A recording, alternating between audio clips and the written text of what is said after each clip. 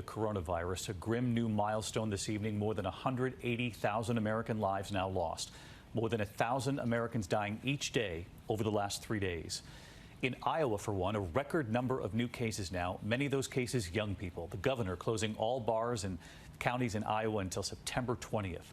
And tonight, after that sudden and controversial change from the CDC, they said if you've been exposed to the virus but are asymptomatic, you no longer need to get tested.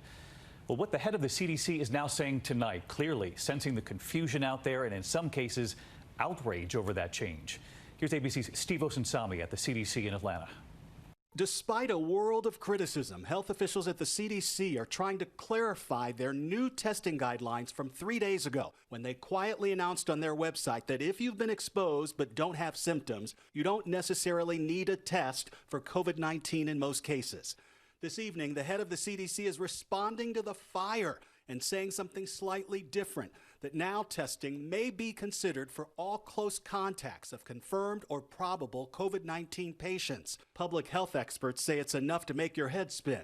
This shifting policy back and forth is undermining the credibility of the messages from the CDC and confusing people. Several states that are finally seeing the good side of their COVID numbers say they won't be listening to the CDC and will continue to order tests for anyone who is exposed, even if they have no symptoms. With respect to the CDC, no, that is not the policy guideline that we will embrace or adopt here in the state of California.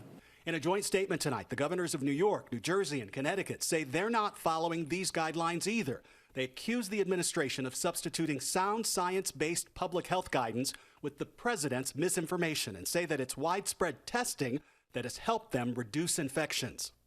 The president is accused of ordering these new guidelines as a means of bringing down the total count of COVID-19 infections in time for Election Day, which the White House says is just not true. A White House official does say that there is a backlog of tests that need to be processed. These new guidelines would mean fewer tests, which they say helps solve that problem. David? All right, the bottom line tonight, the CDC saying even if you're asymptomatic and have been near people who have it, you can still get tested. So just helping everyone out at home to try to cut through the confusion. And we thank you, Steve, again tonight. I know you're trying to.